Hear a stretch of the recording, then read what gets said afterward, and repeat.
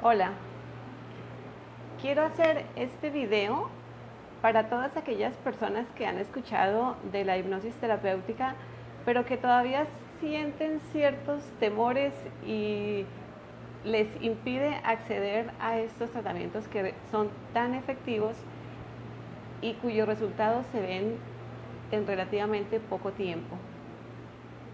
Voy a ampliar un poquito más la información y lo voy a explicar de una manera muy sencilla, espero que me entiendan, pero igual si hay dudas o alguna inquietud, quiero que sepa que me pueden consultar. Estoy en Bucaramanga, doy una cita completamente gratuita donde me cuentan su caso y hacen todas las preguntas de modo que yo les pueda aclarar cualquier inquietud. Bueno, hay muchos miedos respecto a la hipnosis y es porque la información que las personas comúnmente tienen acerca del tema es la que han recibido por los shows de espectáculo, en donde pareciera que la persona queda dormida, está en control del hipnotista, y eso suscita muchos temores, pero quiero decirles que nada más lejos de la realidad. La persona está completamente consciente, despierta, recuerda absolutamente todo, no se queda atrapada en ninguna parte, como a veces la gente teme, porque lo que se hace en la terapia es un continuo conversar con el cliente. Es una terapia psicológica que se aplica en estado de hipnosis. ¿Qué significa en estado de hipnosis? Que es aquí donde está el miedo, ¿no? Básicamente es un estado de profunda concentración. Está absolutamente enfocado ¿en qué? En todo lo que estamos hablando, en todas las instrucciones que yo le voy dando. ¿Y para qué? ¿Para qué se hace? Lo que buscamos realmente es aislar los pensamientos de la mente y aislar también ese sentido crítico que es el que está siempre protegiéndonos, ¿sí? El que nos está avisando de cualquier peligro y nos está previniendo y nos lleva a actuar de cierta manera. No significa que en este caso puede uno hacer con la persona lo que desee, no, porque todo el tiempo está muy consciente absolutamente de todo y tiene el control de sí mismo en todo momento. Por decir algo, si en algún momento la persona escucha algo que no le suena y que no le tiene sentido y quiere hacerlo, simplemente abre sus ojos y ya. O si el terapeuta en este caso se queda callado por mucho más tiempo, la persona simplemente abre sus ojos y dice ¿qué pasó? Así de sencillo. Entonces, ¿qué es lo que hacemos nuevamente?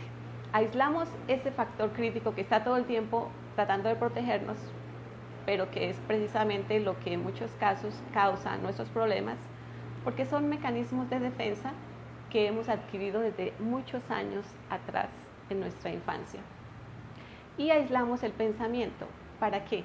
Para que nos permita llegar a la emoción pura, allí donde se gestó esa experiencia o ese evento que nos está causando problemas actualmente. ¿Y cómo es que nos causa problemas? Dirán ustedes. Vamos a poner un ejemplo. Digamos que la persona actualmente tiene una fobia a las alturas. No es capaz de subirse a un avión para hacer un vuelo o subirse a un edificio muy alto y mirar por una ventana. Es absolutamente imposible. La persona entra en pánico y no puede hacerlo. Sin embargo, la persona a veces es consciente de que es ridículo, que es tonto, pero no puede controlar ese miedo, esa emoción. Por más que sea consciente y lo razone, no es capaz de controlar ese miedo. Entonces, ¿qué hacemos en la terapia? En la terapia, una vez que logramos ese estado de concentración profunda en el paciente y conectamos con las emociones que le están generando el problema actual, vamos yendo más atrás, hasta encontrar el evento, la experiencia donde se generó ese miedo a las alturas.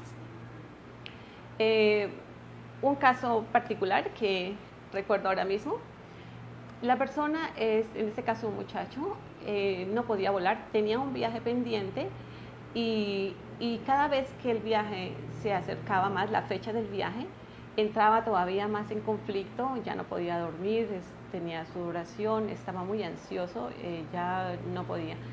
Entonces hicimos la regresión y él fue más o menos a los 8 años de edad cuando se generó ese miedo, porque estaba en un lugar donde hacia abajo había abismo, él estaba solo y eso le generó un pánico terrible, donde se instaló una creencia que podía morir. Esa creencia se quedó ahí, lo cual genera una emoción de miedo, porque implica la supervivencia, ¿no? Para el niño.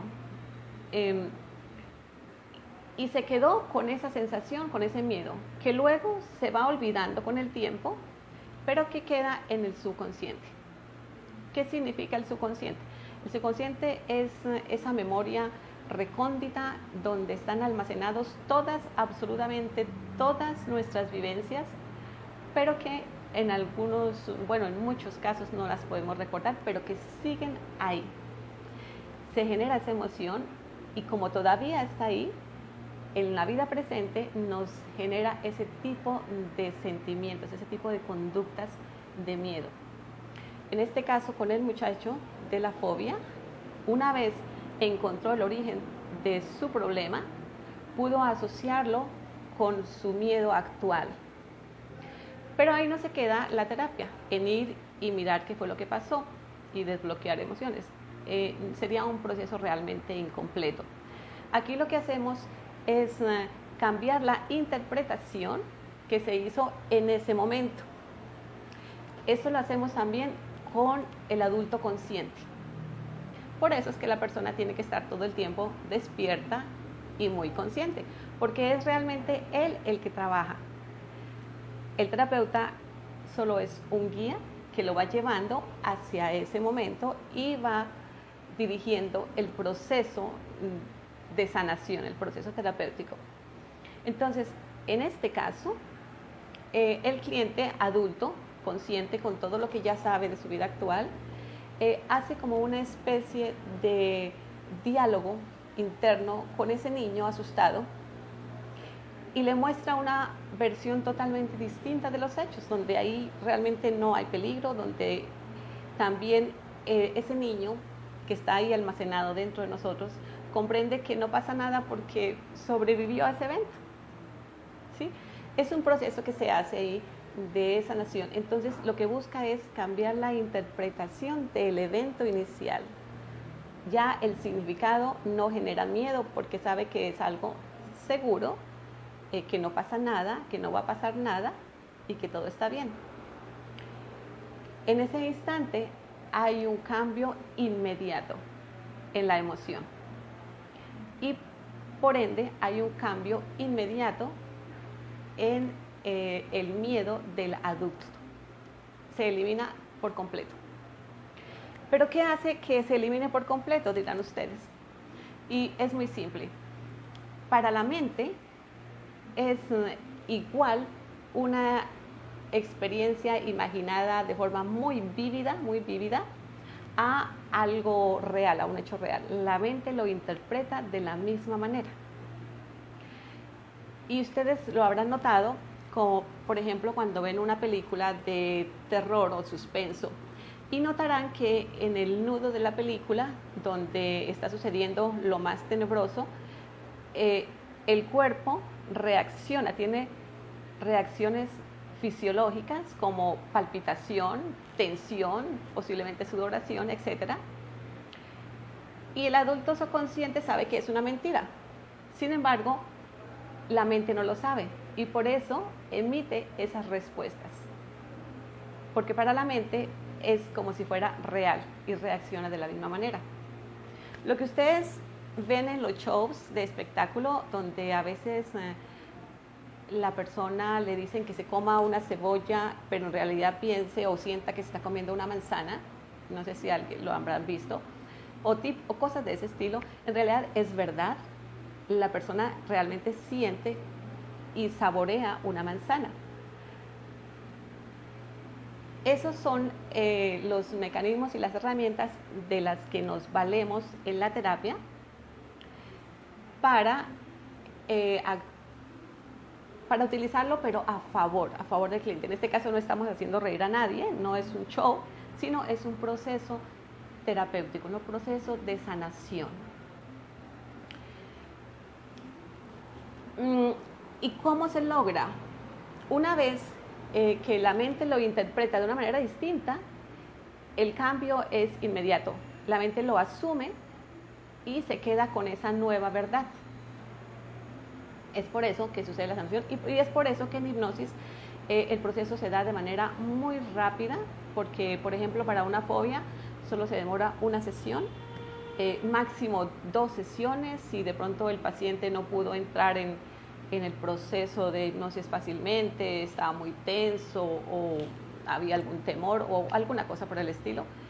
Pero si está un ambiente de confianza entre cliente y terapeuta y en el proceso, realmente con una sesión es suficiente para superar una fobia.